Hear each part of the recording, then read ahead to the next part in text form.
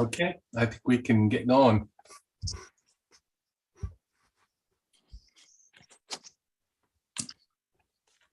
All right.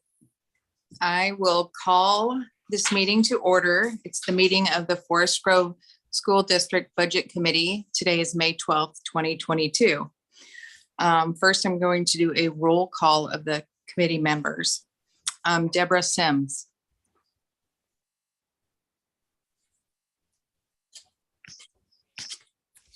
Here. Sujay Hernandez. Here. Nicholas Chavez.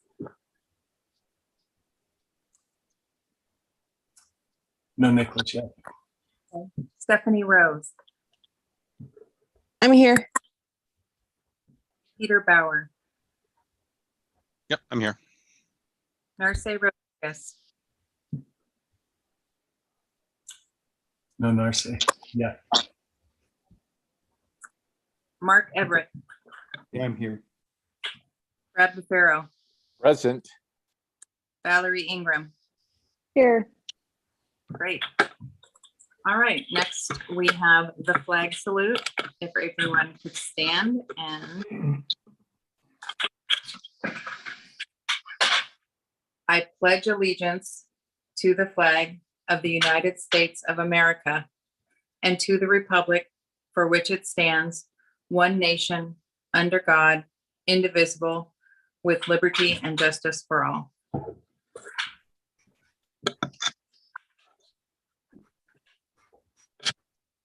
All right, next up we have introductions. I will start with myself and we'll just go in the same order that I just went in. I'm Melinda Fisher. I'm on the budget committee and I'm a community member and a past parent with children in the district. Deborah? I am a budget committee member and am a parent of a child in the district. Sujay? Hi, my name is Sujay Hernandez, and I'm a budget community member. Stephanie? Hi, I'm Stephanie Rose, a budget committee member, and I've got a 9-year-old and 11-year-old in 3rd and 6th grade. Peter? Hello, my name is Pete Bauer. I'm a budget committee member. I have children in the area, but they have not joined the district yet. They will soon. And my wife is also a teacher at Forest Grove School District. Woohoo! Mark? Yeah, Mark Everett. I'm a board member, school board member. Brad? Brad Buffero, school board member. Valerie? Valerie Ingram, outstanding school board member. Only in your own mind. That's all that matters. Let's see, we have Dave Parker Dave Parker, superintendent. and Eileen. Eileen Kloop, business manager. And let's see, who else is on here? Anybody else step up? Kim Shearer, And sure, director of student services. Dustin, Tim Gaddis. I'm the accounting supervisor at the Forest Grove School District. Enrique, Enrique Pinion, parent and technology manager. John, John O'Neill, assistant superintendent. Kevin, Kevin Areen, director of human resources.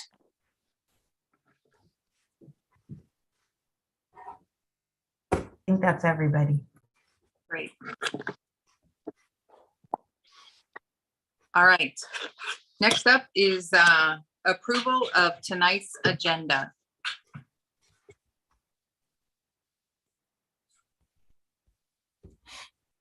I'll make a motion that we approve tonight's agenda as presented. Second. Great. All right. I'm going to go through and the order again and ask if everybody approves the agenda.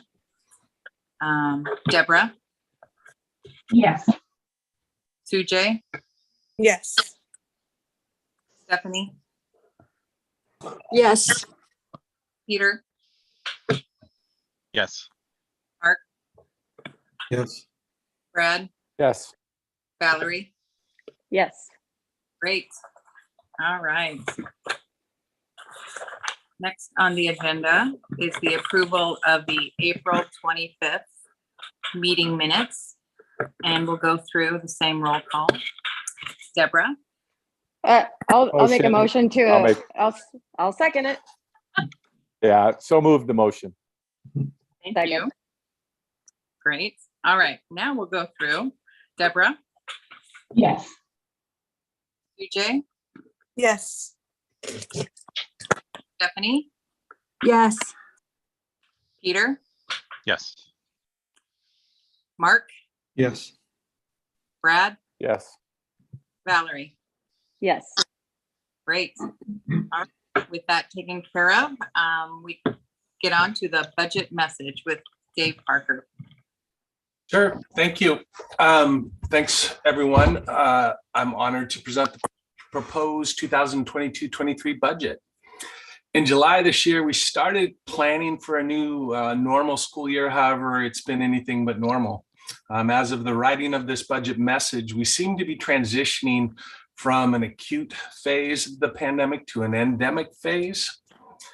This budget, as presented, maintains the instructional and operational structures of the district, including a full school year, investments in interventions and extensions for our students, maintains or lowers class sizes, makes progress towards achieving our strategic and school improvement plans, and prioritizes long-term financial stability.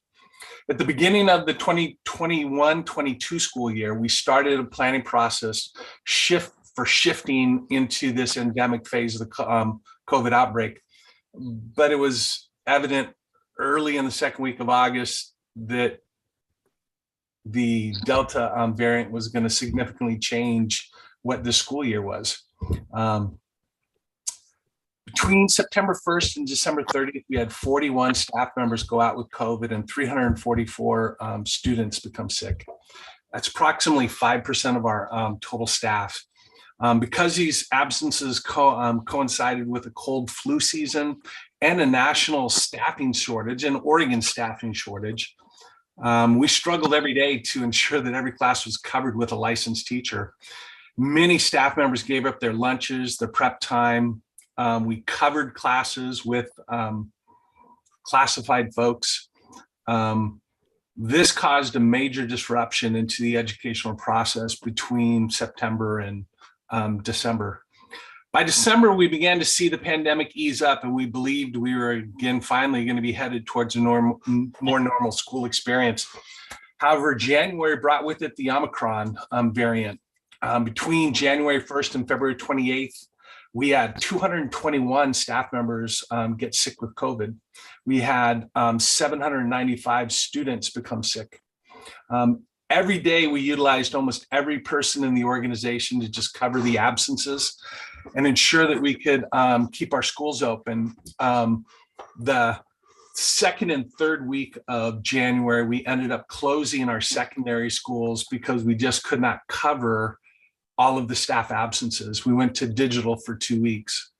This was an incredibly challenging time for staff, students, and families, created substantial disruption to the progression of student learning. And I want to thank everybody for what we did to keep schools moving forward.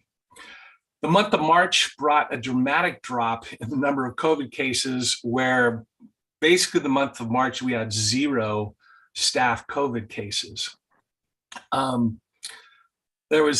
As a result, we made the decision to move to voluntary masking. And as of today, we've seen very little viral spread. I will say, since I wrote this article, we are seeing an increase. It's still kind of staying constant in our district. I know Washington County just changed their viral rating. We're still kind of holding constant now. between about 0 and 20 folks in the organization having COVID at any one time. The current OHSU modeling says that we believe we're entering into this endemic phase. We believe our current kind of layered health protocols are the ones that we're going to be using next year. We're hopeful that this coming year will allow us to completely focus on instruction and improving student achievement instead of the disruption that we've seen over the last 2.5 years. In the 2021 school year, last year, the district lost about 332 students, primarily to other online learning opportunities. This year, we anticipated recovering about half of those students. However, with the COVID disruptions, enrollment didn't come back. We actually lost more, about 121 students. I'm gonna, Eileen, if you want to share that presentation and go to that first diagram. In your budget handout, you'll see the whole diagram here, but in the diagram below, you'll see a contributing factor for this reduced enrollment. Yes, we definitely lost kids to the online charters, but the other big issue is we have very large graduating classes, 462 or 440. Let's see, 21, 22 would be 459 is where the graduating class leaving is. And our kindergarten class is at 369. So just right there, each year, that's creating a net deficit of students in the district. So that's one of the big reasons that we're seeing here. We're also seeing it across other Washington County districts. This budget continues to lower or maintain class size at every level. However, with the reduced enrollment, we have to begin to reconcile the number of staff with the number of staff necessary to maintain our targeted class sizes. So this budget, we do that in a kind of measured and proportional way, with our largest resource being the state school fund, and that being based primarily on enrollment. This budget does not plan on the lost enrollment returning. So we're basically not planning on bringing back students with this budget. However, we're allocating staff as if it is. Now that's going to have an impact of one of two ways. If enrollment comes back, then we'll be staffed accordingly. If enrollment doesn't come back, we'll be actually lowering class size. And we can do this because of the considerable ending fund balance that we have right now. That's kind of what's allowing this to happen. But this budget is not planning on that enrollment coming back. The ending fund balance was created for many different factors this year and is expected to be about 20% by June 30th. All year long, we've struggled to fill our licensed and classified substitute positions. And in many cases, classified employees subbed into the licensed positions, resulting in unfilled classified. While this is not optimal, it has created savings for the district. Another area of savings is many of our experienced staff members either retired and or moved to different positions that were covered by grants. And this means that we had younger and folks lower on the salary table coming in and filling those general fund positions, which again created savings for us. We also had many positions that we simply couldn't fill because of the statewide staffing shortage. There's many more examples, but all of this added up to significant savings in the general fund. And this healthy ending fund balance will be necessary as we transition from this phase in the pandemic that we're currently in to the more endemic phase. And during this next biennium is when these one-time funds from federal and state sources are going to end. And so all of this means that the savings and the things that we've been looking at, it's very important that we have a healthy ending fund balance as we begin to come out of this pandemic. We've received substantial federal funds. Eileen put up kind of the graph on this. It's in your report, so you'll have more time to study it. Each of these grants has a timeline well, let me go back. We've received substantial federal grants. There's 3 elementary and secondary school emergency relief grants, ESSER. Each of these grants has a timeline and stipulations for the allocation. ESSER 1 was focused mainly around, I shouldn't talk about, let Eileen go through that part because she has some specifics there, but they all have different specifications, timelines, and allocations. To summarize, we've spent them on sanitation, supplies, personal and protective equipment, personnel to manage the pandemic, upgrades to our HVAC systems and airflow, technology to manage our online instruction, devices for students. ESSER 1 is completely spent. ESSER 2 will be spent by the end of 2023, and ESSER 3 must be expended by September 2024. You're looking at kind of a chart at the things that we've spent our ESSER funds on, and you can kind of look and see what the various amounts. Again, with this pandemic, a large amount of our spending has been in the heating and cooling and air conditioning in our schools.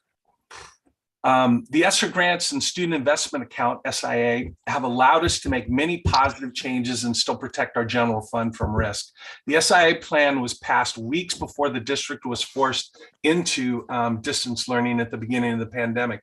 In this plan, the district's priorities were to invest in English language development, behavioral health and wellness, and instructional improvement, well-rounded education that mainly was around specialists, PE, music, and then maintaining low class sizes.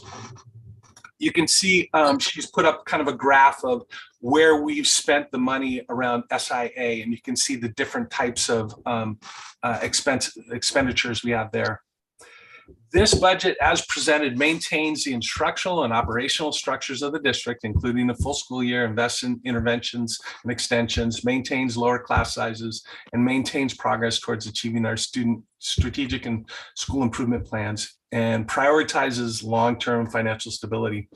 We're utilizing the federal and state grants in robust ways to manage the pandemic and provide interventions for our students. We have good investments in teaching and learning through our SIA grant to help our K-6 staff as they implement this new literacy adoption. And we have a substantial ending fund balance that will help protect us as we maintain or lower class sizes. The risks to this year and upcoming budgets are many. The most urgent risk is around enrollment, whether students who have left the district will return. I talked about it earlier above, but again, at some point we have to reconcile our staffing to the actual number of students in the district. We've been able to offset that with some of these other funds, but at some point that has to happen. The second risk to this budget is surrounding what the level of the state school fund will be in the next biennium. The ESSER funds will sunset September of 2024, making the level of funding from the Oregon legislature all the more important. We've taken great care to invest the ESSER funds in one-time projects, knowing that these funds will go away. However, if the state school fund maintains the current funding level or decreases, then that'll mean reductions for us. And so that's something for us it'll be something that I'm working on in the next spring when the legislature opens and they fund this next biennium, but we have to see a continued investment in Oregon education. It's also why having a larger ending fund balance right now is important to us as we try to wean off of these federal funds. We're going to need some more ending fund balance to make sure we can do that. Even with these risks, the Forest Grove School District is committed to providing each student with the opportunity for a quality education as we continue to eliminate the achievement gap for our students. I'm proud to serve as the superintendent of the Forest Grove School District, along with the dedicated staff who continue to make a difference in the lives of students every day. Respectfully submitted.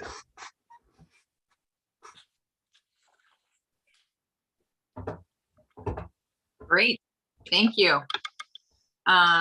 Next on our agenda is the budget review with Eileen Clute.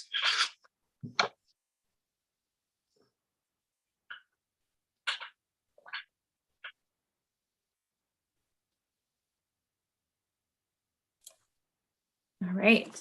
So tonight, we'll go over a quick review of the Budget Committee's roles and responsibilities, our guiding principles, and the timeline.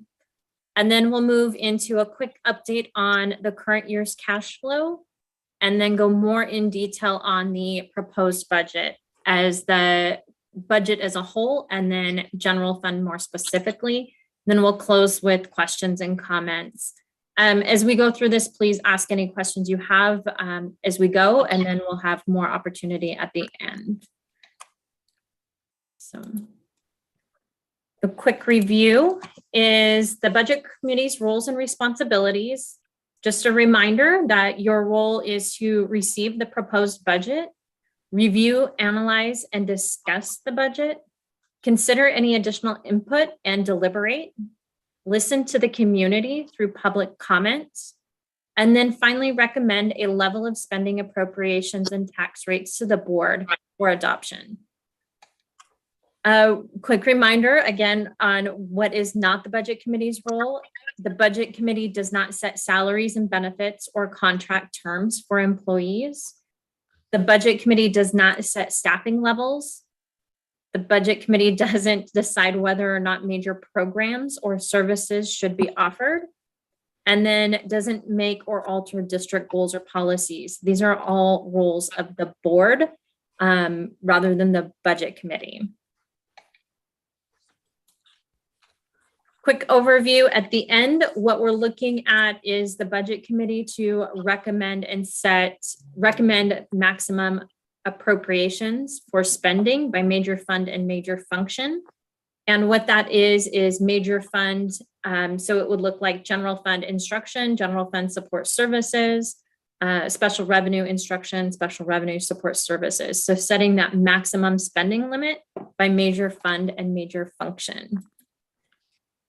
This is just a quick example of what if tonight's the proposed budget were to look like at the budget adoption, and that's setting the maximum spending levels by general fund, instruction, support services, facilities construction, and then special revenue, food service, debt service, and so forth. So this is the outcome that sets that maximum spending limit for the district for 2022-23. Roles and responsibilities, your options as the Budget Committee. You have 4 options. 1 is to approve the budget as it's proposed. 2 is to increase the appropriation amounts if you think there is not enough resources built into the budget, or you think we're going to get more resources. You can decrease the overall appropriations if you think there's too much in the budget, we'll get less revenue. Or move funds between major functions. So move between like support services to instruction or vice versa. Once the budget is approved by the Budget Committee, it will go to the board for adoption. And then that is what sets those final limits. Once it's adopted by the board could make budget adjustments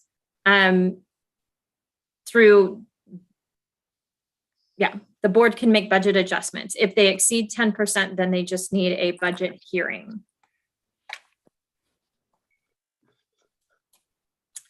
Reminder of our guiding principles. We went over this quite a bit last time, and just through our community engagement, our school improvement plan, and our strategic plan, our priorities are about maintaining lower class sizes, focusing on all students graduating, providing supports to our underserved populations, focusing on mental and behavioral health, and then accelerating student learning loss to offset the accelerate student learning to offset the COVID-19 learning loss, and finally the financial stability. And then over to the right, we have our Budget Committee priorities. These are the ones that we discussed last time. And our Budget Committee, you had talked about ensuring that lower K-4 class size is critical, improving instruction,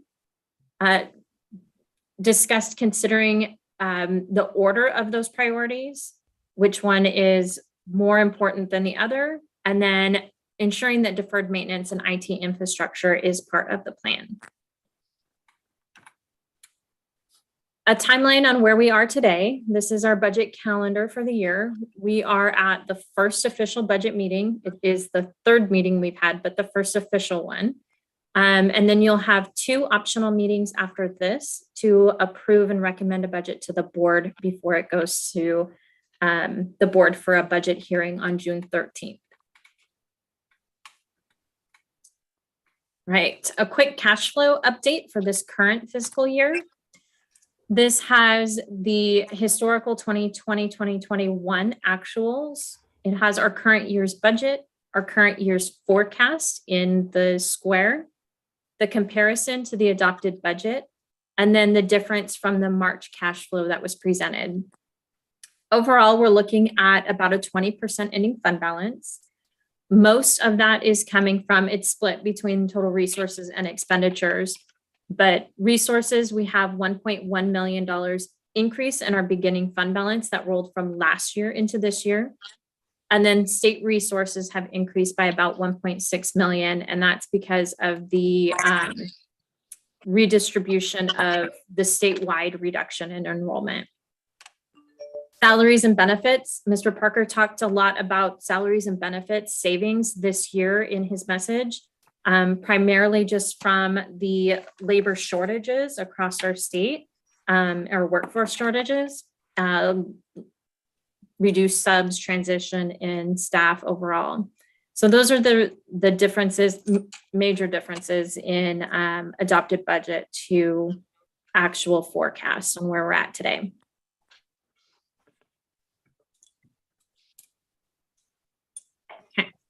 Now on to the proposed budget for next fiscal year. Overall, we have $138 million in total resources. This is all funds combined. So it's our general fund, special revenue service, special revenue funds, food service, debt service, and capital projects. So all of those major funds are included in here. Our general fund consists of 63% of the total funds. That is our operating fund, the one that we have the most control over. The special revenue funds, the food service, debt service, all of those resources we receive for a specific purpose and have to be spent for that specific purpose. Fred? I wonder if we can make sure our mics are turned off.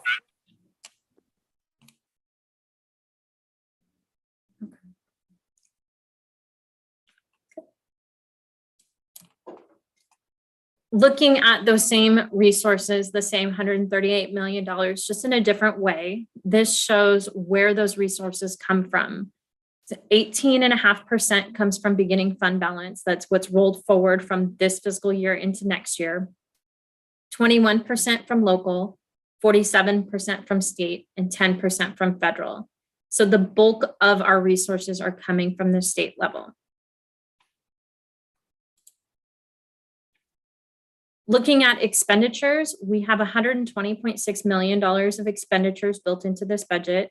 That is excluding the ending fund balance. So just looking at what we have appropriation for.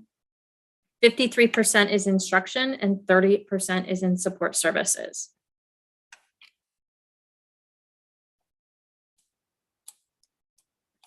The same expenditures, just a different view, the $120.6 million, of which 65% is in salaries and benefits. The bulk of our spending district-wide is in salaries and benefits and labor costs. Then we have 12% in services and 8% in supplies. The services will include everything from anything that's contracted or utilities or custodial or transportation, charter school. So any of those other contracted services would be in that, that bucket. To look at the general fund more specifically, since that is the one that we have the most control over and it is our operating budget, we'll spend a little bit more time in detail on this budget itself. The cash flow for the general fund for next year is maintaining a 9.5% ending fund balance, $7.6 million. It has $88.2 million in resources, of which $14.8 million is that forecasted ending fund balance from this year. And then just a quick reminder, beginning fund balances or the savings from one year to the next are one-time funds. So those aren't funds that are reoccurring every year. And when we talk about we want to ensure that we're not utilizing those one-time funds on long-term costs. We're trying to be very aware of that in this budget.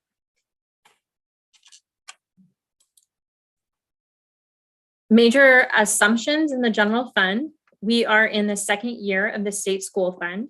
So Forest Grove School District has $53.2 million of state funding for our general fund from that allocation. We are budgeting on floor funding. So our revenue is budgeted as if we are not getting any more enrollment back. It's that baseline. And then we are maintaining class size in many areas and reducing class size in a few other areas. We're trying to balance the usage of one-time funds, making sure we're adding those temporary increases, and then maintaining all of our instructional and operational structures of the district. We do have built in to the budget a reasonable cost of living increase for all groups, which includes step and movement, COLA, insurance cap. We are in the process of negotiations with our licensed group right now, and we'll be starting with our classified group here soon. So what's in the budget is an estimate and a projection. We don't actually have the true rates yet. It does focus on. Eileen, sorry, this is Valerie. Do we know when the bargaining is going to be done, or when we might know? Nope, we have, I believe we have 2 more meetings set before the end of school with the licensed group. And then we have our first meeting next week with classified. So it really just depends on how long it'll take to go through the negotiations. It is full negotiations, so it's full contract negotiations. It's not just negotiating for COLA. So it does typically take a little bit longer. Okay, thanks. The budget has the new Oregon paid family medical leave insurance included in here. This one is also an estimate because we don't have the rates yet, but we have an allocation set aside for that implementation. And then we do have the $1.2 million literacy adoption materials. That is part of this year's ending fund balance. We won't be getting the materials in and won't be doing the professional development for that this current fiscal year. It'll happen after July 1st. So that we just have 1.2 million set aside for the continuance of that literacy adoption implementation and professional development.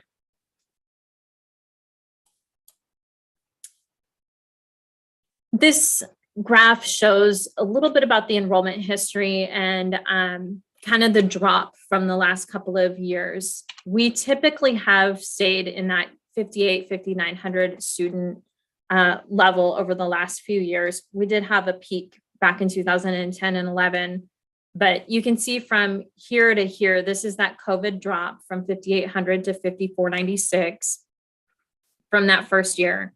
And then when we were in budgeting last year, we had assumed that half of that enrollment would come back. And that's what didn't come back. We actually ended up losing more students from last year to this year.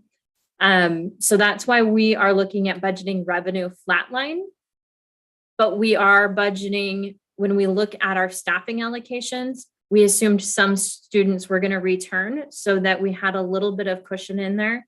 And like Mr. Parker said, it's normally we would budget resources and expenditures for staffing at the same enrollment projections, but because of the ending fund balance that we have an opportunity to be able to give us a little bit more cushion on that area with the staffing side.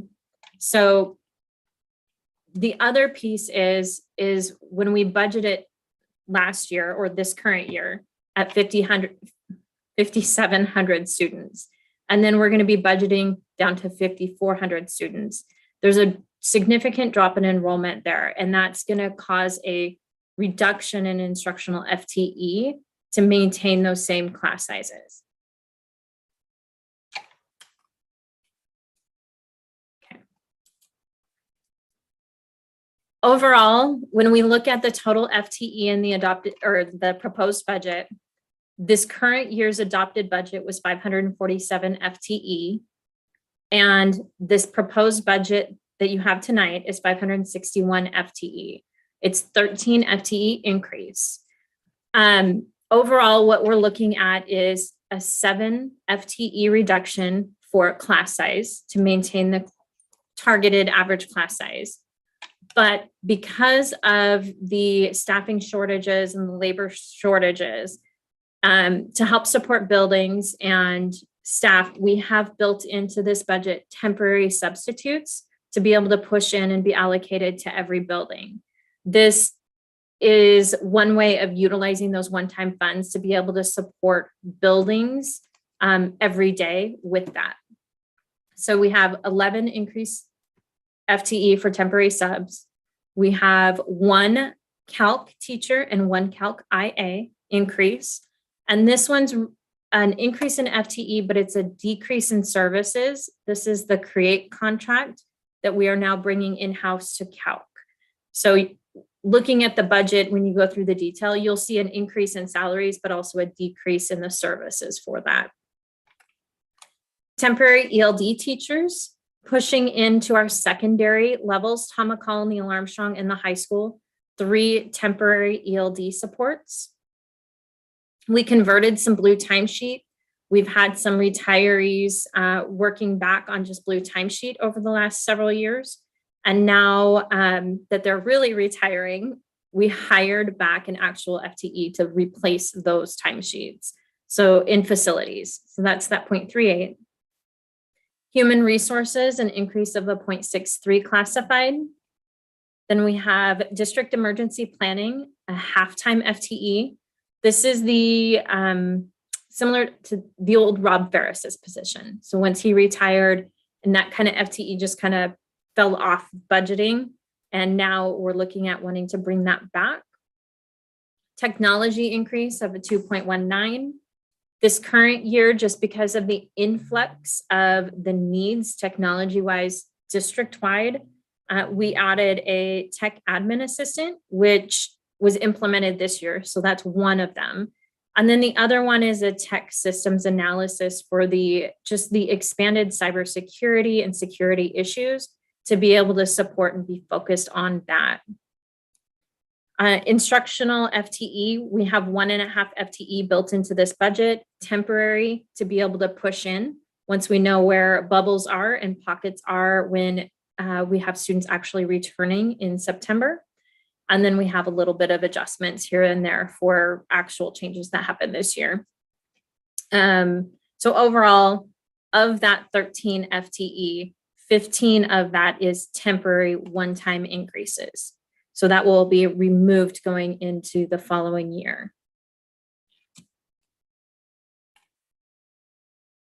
Okay. Looking at target class sizes, we have... Eileen, yeah. Sorry, Eileen.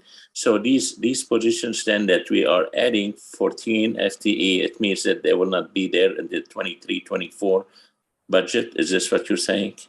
The 15.5 FTE at the bottom, it's the highlighted yellow ones. Those are the ones that we'll hire as temporary FTE. So they're not automatically going to roll into staffing allocations for the following year. They're one-time push-in supports to help support with just the transition out of the COVID pandemic and staffing shortages. Okay. Okay. Sounds good. Thank you. So our average class sizes, you can see here is our historical average class sizes by grade pocket. So kinder 4th used to be at 28.9 to 1 back in 17-18. Our target budget is 24.5 to 1. And this budget actually has them staffed at 23.5 to 1. 5-6 is at 28.2 to 1. 7-8 is at 25.7 to 1, and 9-12 is at 23.5 to 1. Secondary, we always like to look at it, what it looks like weighted for actual instructional time. So considering the prep time where staff aren't with students and those students are pushed into other classrooms. Neil Armstrong is staffed at 30-1, and the high school is staffed at 31.3-1. This is general fund staffing. So our CTE grants, our SIA grants, our ESSER grants, the high school success grant, all of those would then be FTE in addition and would drop these numbers down farther. So this is just the general fund averages.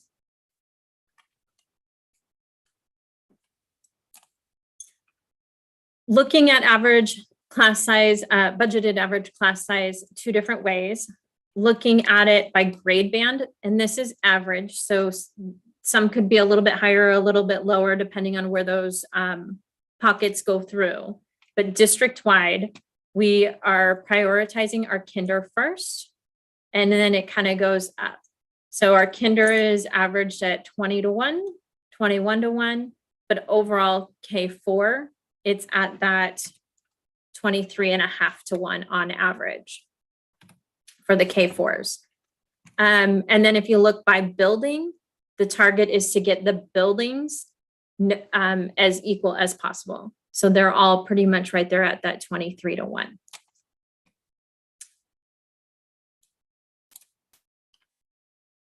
Our ending fund balance, just to go over some history for our ending fund balance. Back after the 2010 kind of recession, we were down at a budgeting a 3% ending fund balance. Our board policy is an 8% fund balance. So last year and this year, because of the COVID pandemic, and this is, we look at our budget as a percentage of resources and a percentage of expenditures. So it depends on which one you're looking at to what the percentage is. But this graph specifically is against resources, but it's budgeting right in line with where we were at this time last year. And then for the last thing for the general fund, I really wanted to just kind of look at every year we do this, we want to take the budget and just kind of roll it forward one more year so we can see what that longer term impact is. And even with maintaining this 9.5% ending fund balance and taking that $7.6 million, rolling it forward to next year, assuming everything stays pretty consistent, assuming we get a 3% increase in our state school fund. Again, it's a lot of projections and estimates, but it gives us an idea of what the following year is going to look like. Removing all of the one-time costs and the one-time positions that we had talked about earlier, those in the yellow, it still leaves us with barely 1% for an ending fund balance. But that's considering we don't have any savings this next year. And again, this is all just kind of taking this year's salaries and this year's costs, rolling them forward into next year. So we do know there's going to be some change and adjustment between now and then. And our past practice and our history is we budget a 8% ending fund balance and we end at 14. We budget a 10, we end at 14. So we know our history is a little bit of savings. So that'll help with this second year of the biennium. But again, the biggest risk is going to be what happens to that state school fund in the next biennium. Hey, I have a quick question. Yeah. So is there sort of a minimum threshold that the district would be sort of in big trouble if that ending fund balance didn't get to by the end of the year? Well, our board policy is an 8% fund balance. And so we wouldn't necessarily budget below an 8%. However, we've typically tried to look at that second year to see and kind of start planning about what ifs, because we don't want to do a lot this year that then we're going to have to make some significant adjustments for the following year. Right. Does that make sense? Yeah, I guess I'm just wondering, is there sort of like a minimum sort of critical number you need to get to, so that you're not sort of completely short the following year if your ending fund balance ends at, 0.8, right? Yeah. This was kind of my, hope if the state school fund comes in at 9.5 billion and we have some savings this year, we may have to make some adjustments the following year, but they're not going to be significant. They're not going to be huge. So this was kind of, when we're looking at it, this was our comfort level. Like we don't want to see a negative here. Yeah, that's true. Right. Yeah. I guess I'm just wondering, does 2%, for the following year sort of really hamstring you or no? Brad? 2% would really bother and make me nervous. I think the 8% is a kind of that safe mark. Whereas a board member, if something should happen, at least we'd have that backup just in case. So I think there's a reason we chose 8% as mainly just to make sure if we went through some of those past rough times that we had all gone through, that we had that money in the bank just in case. I think Peter's maybe referring to in the second year, the second forecasted year, that being 2%. There's just so much change. This feels the 9.5 in the next year feels like a good direction for us. There's also so much change that's going to happen as these funds go away. So there's a lot to kind of figure out there. Yeah, you're right, Dave. Sorry, I didn't probably articulate that as well. Thank you, Peter. So also the other thing in looking at this is we do have the 11 FTE in there for temporary subs. And if the staffing shortages continue, we could potentially see more labor savings than what we would normally see outside of a COVID year. So when I showed like the 10% or 8% budget ending at 14, that gap might get bigger with just the continued labor shortages and changes happening into the second year. But there's still always that risk that, we could have both the subs and more subs needed, or, we still have to do labor negotiations, but we're always going to try to be as cautious as we can without holding back too much. Because the last thing we want to do is not give the resources that we need and the buildings need in a time like we're trying to come out of the pandemic right now. So there's definitely a balance. And Eileen or Dave, I thought I heard Dave say that are we rehiring for all retired positions, retired folks this year? So the 7 FTE reduction that we have, that reduction is naturally coming from retirees and people leaving and stuff. So there's definitely a little bit of savings in just natural attrition. So there's 7 there, and we're increasing by 15.5. Is that right? Is it so is it an increase of 8? I'm trying to look at this. Yeah. Do you know what I mean? We're maybe I'm looking at it wrong. We're losing 7 teachers to retirement. Well, we're probably losing more to retirement. Just the 7 reduction is not coming from a RIF situation. Okay. And I think we're increasing 13.88 FTE between the two budgets, Mark. Yeah. Okay.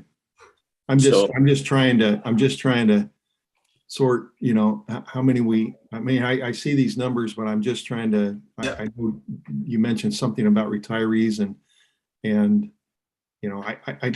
I'm just trying to sort through that. I can see these temporary ones, I think, but I think the 7's really just related to the enrollment mark, which is we needed 7 fewer teachers for the enrollment that we have right now.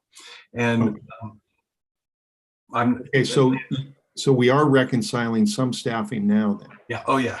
Okay. Okay. I think what you're seeing there is like, we are using some of the other grant funds though, to kind of just take a little bit of pressure off of that. Okay. So we're doing some reconciling, but we're also doing some temporary right increasing. Is that right? Yeah. Okay. All right. But we're saying that we are reaching 10.5%, and we don't want to be at that 10.5%. We want to be at about 8%. If we're going to add on 15, if you are going to add on 15 FTE, and then it's going to be rolled over to the 23-24 budget. So where are we going to be in the 23-24? Aren't we going to be in a deficit? That FTE increase is built into this cash flow that you see. And so we don't want to drop our ending fund balance down to an 8%. This 9.5% is where we feel the most comfortable with without going too low. So that's why we had built this budget based on a 9.5% ending fund balance and not an 8% fund balance. Okay, but we still add on the 15 point something FTE in there. We should be still okay by adding these numbers, this much addition in staff. Those are included in these numbers that you see here. So that increase in staff is already accounted for in this. Okay. And just so the budget committee knows, again, when we hire, we either hire in what we would call a contract status or we hire with a temp contract. And so all of the folks that we're hiring under the ESSER or these temporary funds are being hired as temporary employees. The general fund here, those would be hires that were under a normal contract. So again, we're taking into account, we know that some of these funds are leaving and these positions, even as we're hiring them, folks know it's going to be a temporary thing. The health IAs are an example. They're pushed into the schools to help with the pandemic. And as those funds go away, so will those. I will say that the principals, the health IA position has been a winner.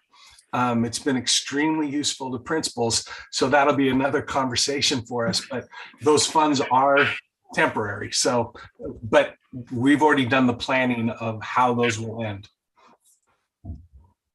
And then one other question, if the enrollment does increase, then we have a higher ending fund balance. I mean, in theory, a higher ending fund balance at the end of the year, right? Right.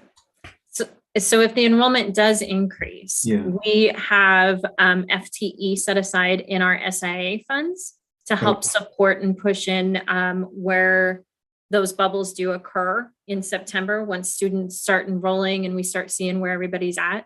So we do have staffing set aside there to help support that without impacting the general fund any further.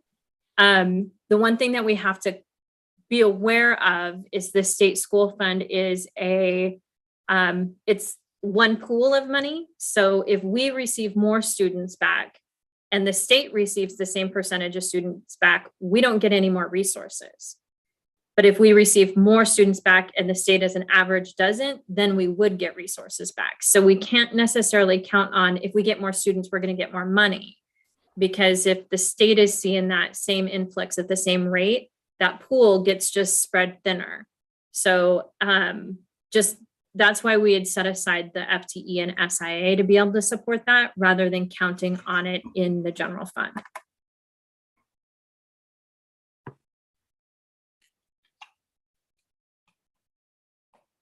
Okay. Yeah, Eileen, one more quick question. So I think I understand my earlier question now. So basically the green is the proposed budget for next year, obviously, which is, next school year starting in fall 22-23. And so right now we're projecting that the ending fund balance at the beginning of the year is 9.5, or at the end of next year would be 9.5. The end of next year would be 9.5. Okay, and so then your green arrow sort of showing the projection to next year being, and your circle being that if nothing changed at all from a funding standpoint from the state or other sources, say enrollment stayed flat, we change nothing, the following year ending balance would be almost zero at flat, right? So basically what you're saying is, something's going to need to change next year because our projections are that, our ending fund balance at the end of 23-24 would be flat, basically. Right. And that's if we get this increase in the state school fund. However, we do pick up a few percentage points between what's built in this budget to what we will actually end in. That's our typical trend. So we'll pick up a few percentage points that will roll into here. Gotcha. Yeah. But I guess that still the fact being that, it looks like there may be a shortfall in 23-24. We're definitely going to have to keep monitoring our spending this year and just be, aware of what we're doing and how it's going to impact us long term. And then really work with the state, like Dave was talking, and just advocating for resources. Because we will have, the state does need to provide us with more resources to be able to support continuing as status. Yeah. And so I guess sort of part of the mission of working on this coming year 22-23 budget is to sort of keep in mind that 23-24 could be tough. Maybe we should make some decisions now that might help next 23-24 also. Yeah. Cool, thanks. Okay. All right, so all of the other funds, we focus a lot on general fund, and now we'll talk a little bit about the other major accounts that we have. Mr. Parker had this slide up during his budget message, and this shows us how we've kind of spent how we project to spend our SIA funds going into next year. The bulk of it is in counselors and instructional assistants supporting the buildings. So counselors, instructional assistants, then we have ELD teachers and TOSAs, literacy coaches, music and PE. Those are primarily Tamacall, Eccleshaw, and Cornelius. We have an ELD, DLP coordinator, interventions, community school gets an allocation, math TOSA, student success coach, mental health, behavioral health. And then these green ones at the bottom are new ones. So they're ones that we have not had in the past, but we will have moving into next year. And that is the Calc admin, the science and health TOSA, NAMS mental health specialist, breakfast after the bell support, and then Spanish literacy 0.1. So that is our SIA spend for next year. That's built into this budget. And then our ESSER. Again, Mr. Parker talked about it being primarily in facilities and HVAC, but the one thing I wanted to show is kind of our step down on our spending for ESSER. With that huge one-time influx in spend or in funds, if we were to take that whole amount and split it evenly between the 3 years we get it, it would be a significant drop at the end. And so the first year we spent 9%, we had just gotten it right at the end of the year. There wasn't a whole lot of time to spend it. But then this current year, we're spending 48%. Again, a lot of it is in that HVAC facilities improvements that's going to happen this summer. And then next year is 28%, and then the following year, 14%. So this is kind of our step down of moving out of relying on these ESSER funds. Looking at all of our other funds in our food service, debt service, capital projects, our Viking House, internal service, scholarship funds. As you go through the book, we don't really have any significant changes to note in those. Those are pretty much operating pretty standard.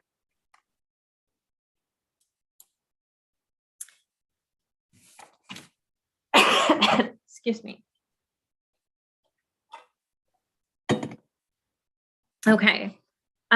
This year I wanted to spend just a little bit of time And one of the priorities and the purpose of our budget committee is really to look at and make sure the budget reflects our goals and priorities as a district. And so I wanted to take and look at those goals from our school improvement plan and our strategic plan and just kind of identify a few of the things that we're doing as a district targeted towards those. School improvement plan, our goal 1, ensuring students graduate college, career, and civic life. That the district is planning on continuing lead teacher meetings, providing ongoing professional development, ensuring PLC best practices, providing interventions, college credits and career technical opportunities, calc expansion, moving that create over and hiring a calc admin to really work and focus on the program. Goal 2, providing additional services to our underserved EL population.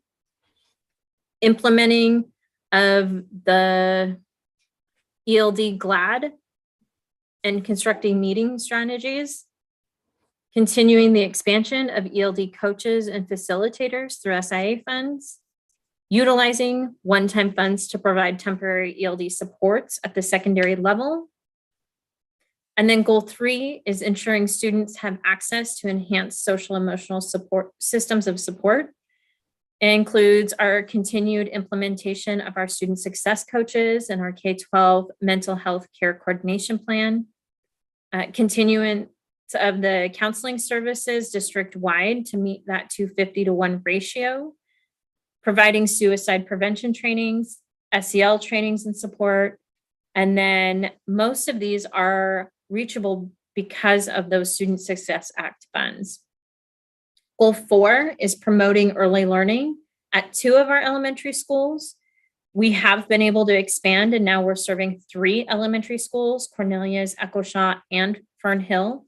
Those are primarily through our early learning grants. And then goal 5, ensuring all underserved populations achieve higher outcomes, which includes ongoing professional development and coaching, math, literacy, STEM TOSAs and or coaches, and then refining the multi-tiered systems of support through 100% and 20% meetings. Our strategic plan, constructing a behavioral and mental health model. These were talked about a little bit on the last slide. It includes the expansion of counselors district-wide, our mental health care coordination plan, SEL trainings. 2 is welcoming environments, safe and welcoming school environments. That includes ensuring that we're meeting all of the Ready School Safe Learners guidelines going into next year as we move through the next phase of the pandemic or endemic. Maintaining our lower class sizes, enhanced school security, our school resource officer, emergency planning, PBIS, and PACS.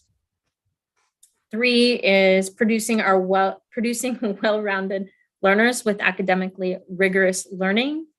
Includes the implementation of the new literacy adoption, extending math curriculum, continuing and potentially expanding Jumpstart Kinder, robust college AP and CTE opportunities at the secondary. And then 4 is developing communities that value cultural proficiency.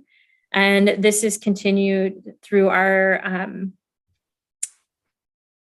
continued expansion of the ELD program, coordinator and TOSAs for ELD, expansion of the dual language program to Joseph Gale this next year, and our unified sports program. And then this last slide is just a quick few bullets of what our community feedback was and the focus, which included the mental and behavioral health, well-rounded education, class sizes, professional development, accelerating student learning to accelerate student learning to offset learning loss from the COVID pandemic. And I believe these were pretty well hit between the strategic plan and the school improvement plan on targeting those into this next budget.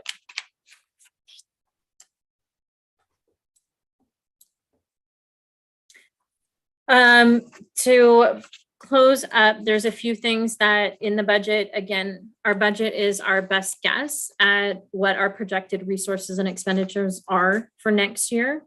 The things that are unknown at this time include our bargaining for both our licensed and classified, how enrollment is going to change over the next couple of years, enrollment September 1st specifically, and then our state school fund for the next biennium. That'll be critical once we start getting into next year in the next legislative session. The budget book itself, there's a link in the PowerPoint, and there's also a link I put into the chat earlier. I'll also send an email out to you guys all tonight before I leave with just a copy of the presentation and a copy of the budget book. Both of them are available here at the district office if you would like to come and pick one up. So we have those here. But the proposed budget book, we have, just to kind of point out a few areas or kind of the outline of it as you're going through it. It starts with the district information and budget process. So it talks about and goes through like our strategic plan, our school improvement plan, information about our board of directors and our budget committee and the process. Excuse me.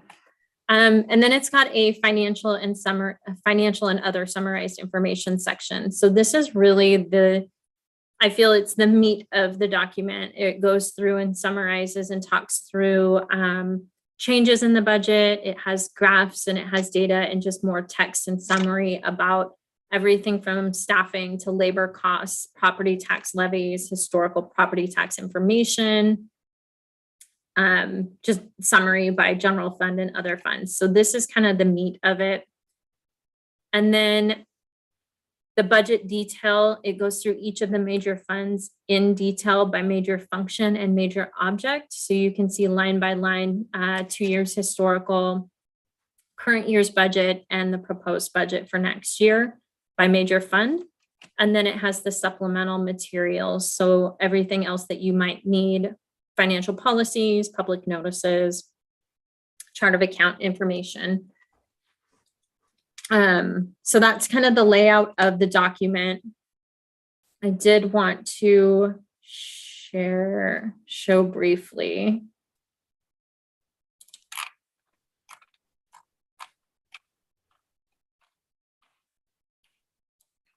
So this budget at a glance section kind of goes over a lot of the key points that it talked about tonight between Superintendent Parker and I, but the major assumptions in the budget.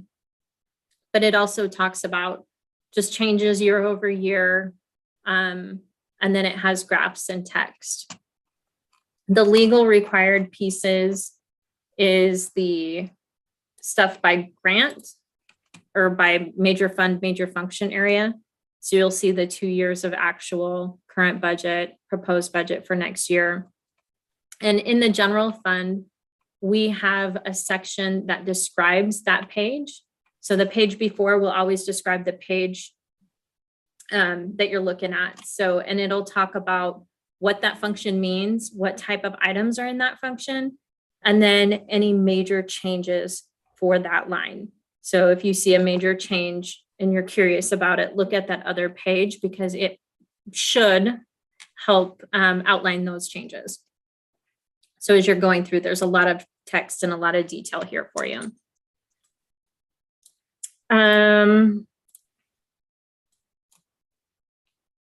That kind of just talks about what I just went over. So then next steps, it's really administration. We are kind of just here from now on to support you as a budget committee and the board through the rest of the budget process.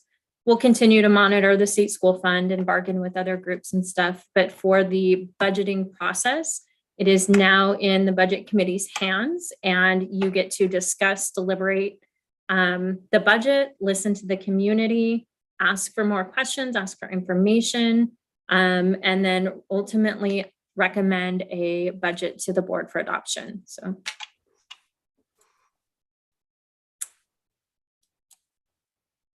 Any questions or information that you guys need? Eileen, my only question is, how are we going to read that 136 pages? Can you tell me for sure, like, where should we start reading that? Where's the best area to read? Are we reading it from A to Z? That information at a glance is a great summary, but That's Okay. on page 19. Start on page 19. Okay. it's a lot of information. But I Yeah, also it is. think Eileen's point of when you on the right-hand side, you'll see the function that we're talking about. And on the left-hand side, she has it all broken out for you, like where the increases are, whatever's changing. She does a really nice job of just laying it all out for you. So it should go pretty quickly. So the major components is where we're supposed to be really looking at mostly. Yeah. And then I would just open up that Eileen or any one of us would sit down and meet with anybody to talk through any questions, because it's very complex. I mean, we've been doing it for years and it's still complex. So It is. There's definitely a lot of information, and I would be happy if you have questions or you're going through it to sit down and talk about those with you before the next meeting. That is not a problem at all. Thank you. I also wanted to honor, we've got 17 panelists, but all the principals in the district are all sitting as attendees right now. So in later meetings, if there's questions about specific programs or whatever, there's more folks here to provide information for you. And Eileen, you're sending it to us electronically, correct? I will send it to you electronically, or Okay. you can grab a you can grab a physical copy here. Okay. Yep. Val's got it. I got it this afternoon. Good. It's a little harder to do it on an electronic copy with just how big it is. Yeah. But Okay. Like the old way. personal preference. Yeah, I have a question / maybe discussion probably for Dave, might be the best person to ask. So I appreciate your summary there at the beginning. It sounds like a lot of the classified staff really stepped up this last year to help cover folks.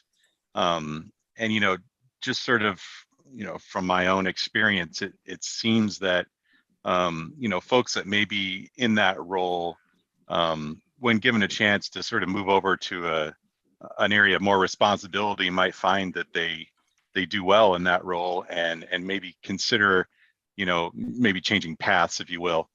I don't think that the labor shortage is going to go away anytime soon.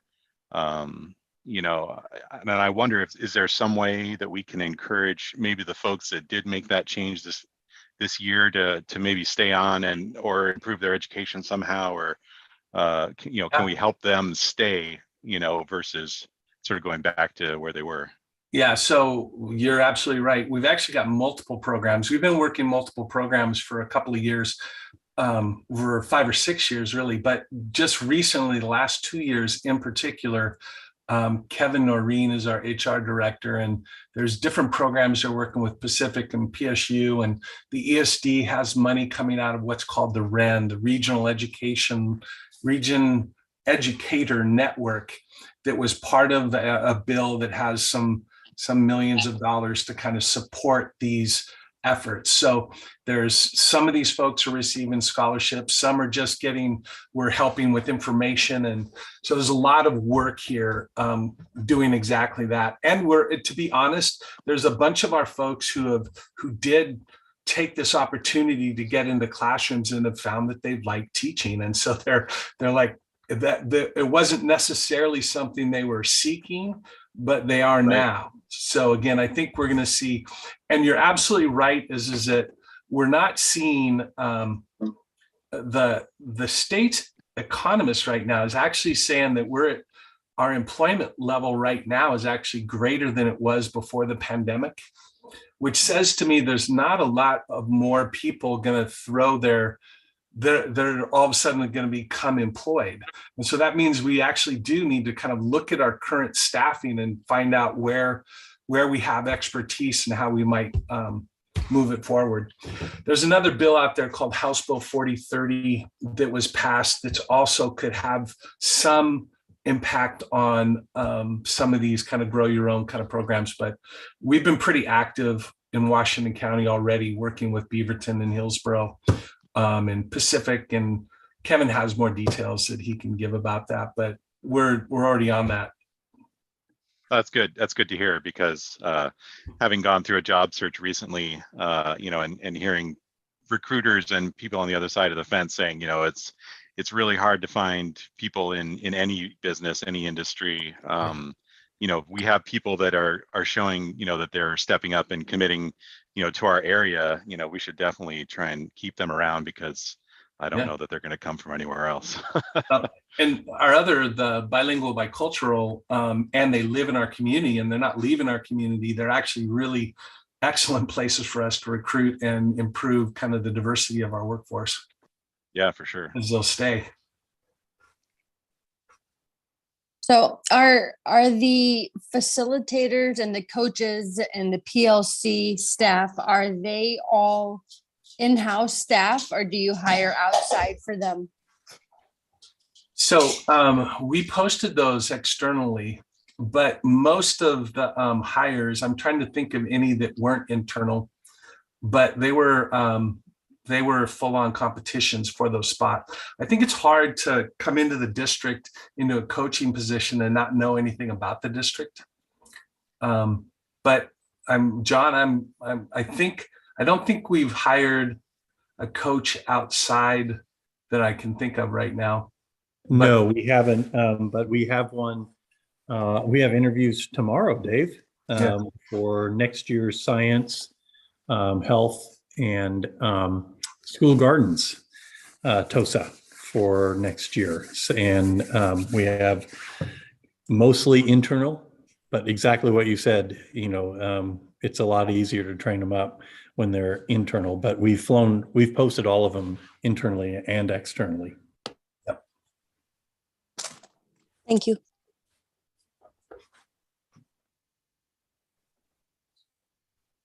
Good questions.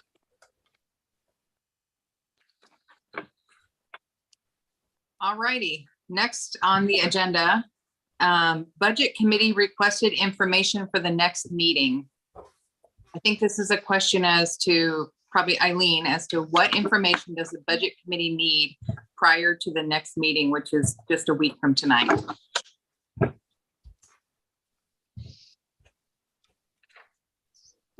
I think if anybody has any questions, they could email her. Yeah. So then she has time to get back to us with them. Yeah, you could definitely take some time over the weekend. If I could get any questions by like Wednesday morning, that would give us time to prepare any data or any information that we would need if we needed to reach out to anybody. That would give us a good day to do that. So that would be preferable, but definitely let us know if you need anything in advance. So. Great. Next item on the agenda is public comment. And Kathy, I'm assuming we do not have any public comment. No, not at this time, but we'll have an opportunity at the May 19th meeting for public comment again. Great, great.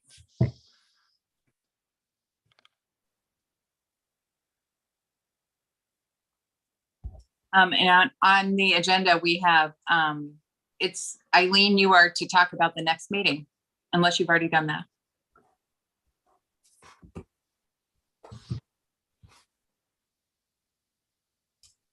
So just to remind everybody, our next meeting is next Thursday night at 6 o'clock, and then we'll have an optional meeting depending on how much information or discussion is needed for the following Thursday, May 26th. Great. All right. If there's nothing further, then I'd like to adjourn the meeting.